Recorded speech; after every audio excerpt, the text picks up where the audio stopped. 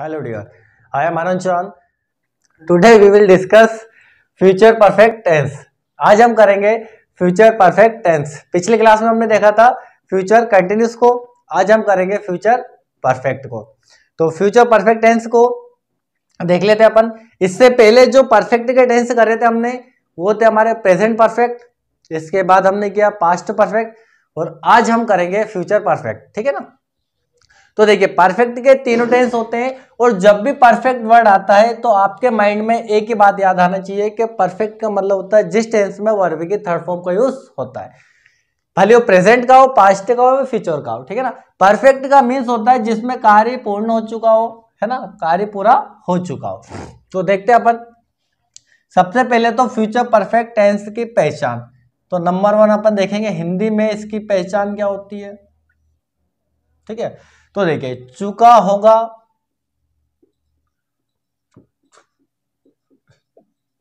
चुकी होगी,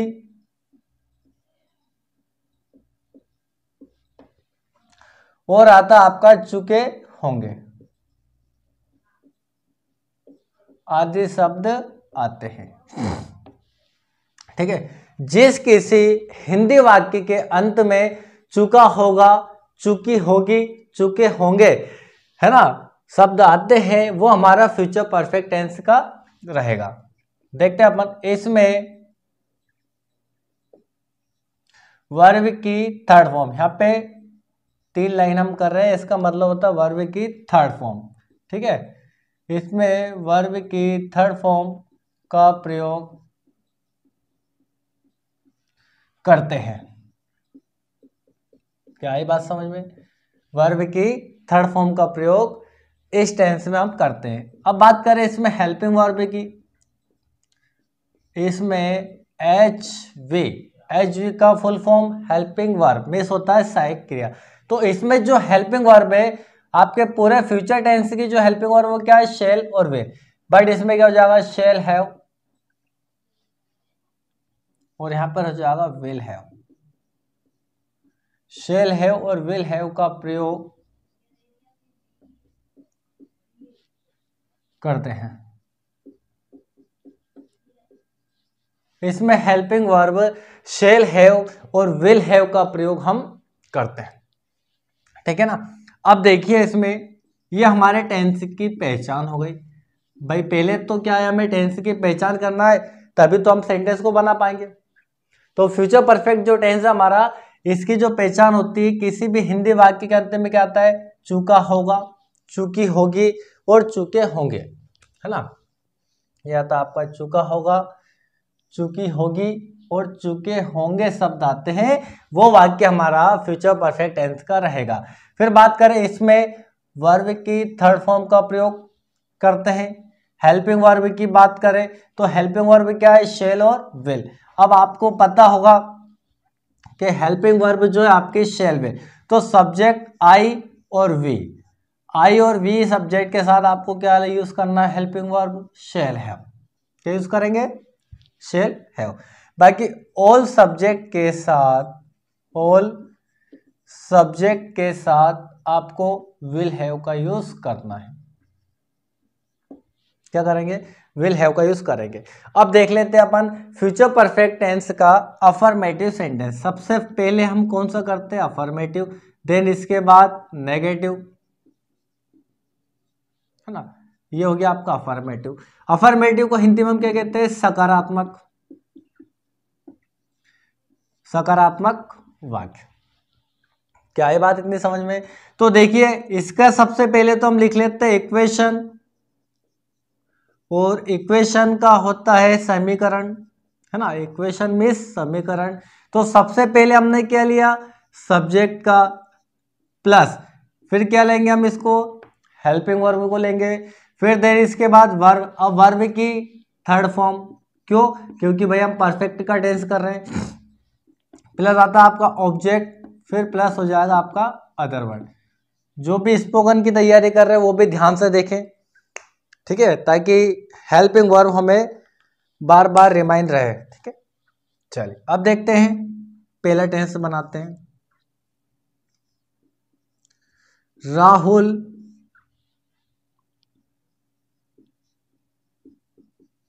भोपाल जा चुका होगा,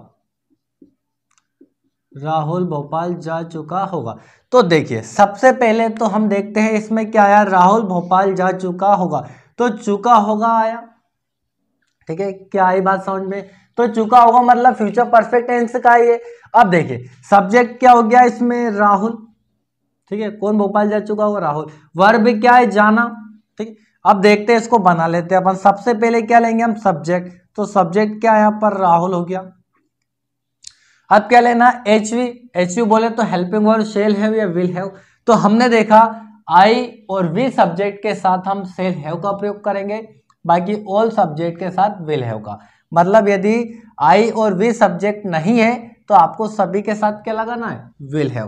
तो यहाँ पर हो जाएगा राहुल विल हैव, हो गया।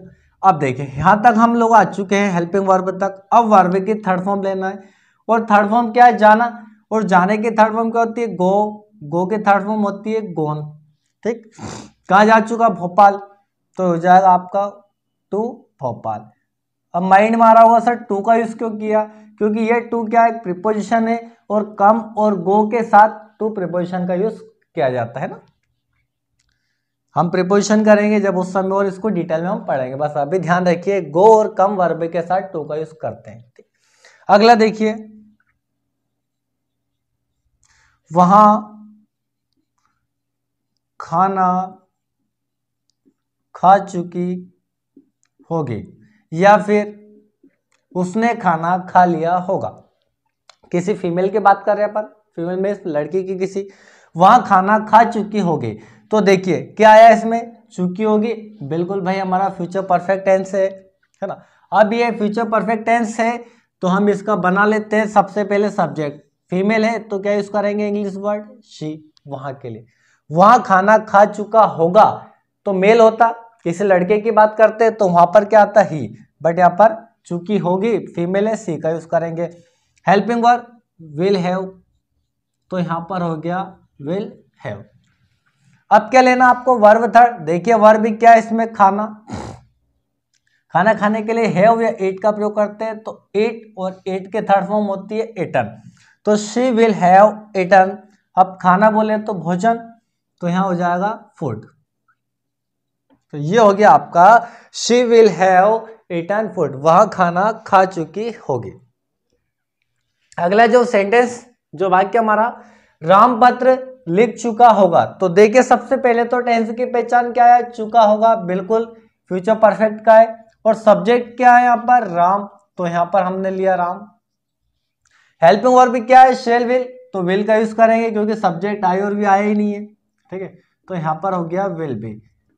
क्या आई बात समझ में? अब यहाँ पर लेना लिखना, तो लिखने के लिए क्या, राइट, और राइट की थर्ड फॉर्म क्या होती है, रिटर्न। क्या लिख चुका है, पत्र, तो यहाँ पर जो है ए लेटर। ये बिल्कुल आपका सेंटेंस कंप्लीट हो चुका है, ठीक है।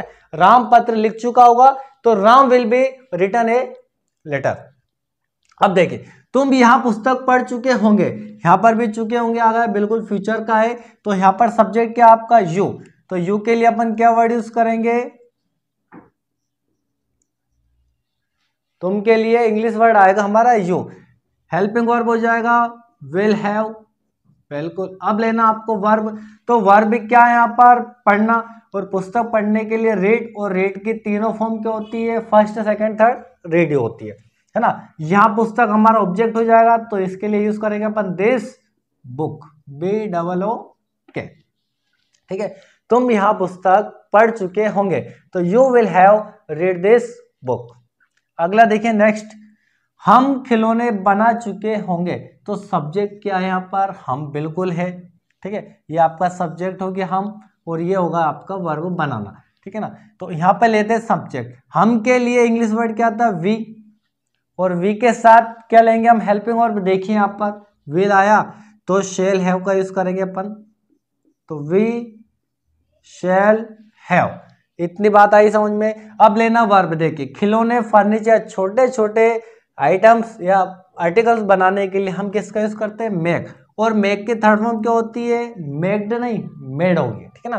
तो वी शैल हैव मेड। अब यहाँ पर क्या बच्चा आपके पास, खिलौने, तो यहाँ हो जाएगा आपका टॉयज। ये आपका सेंटेंस आपका वाक्य कंप्लीट होता है। नेक्स्ट देखिए, वे आम खरीद चुके होंगे, तो यहां पर भी क्या है, चुके होंगे। सब्जेक्ट क्या है यहाँ पर, दे, बिल्कुल है। और खरीदना हमारी वर्ब है, बिल्कुल है। तो देखिए यहां पर वे के लिए इंग्लिश वर्ड क्या यूज करते हैं अपन, दे, हो गया।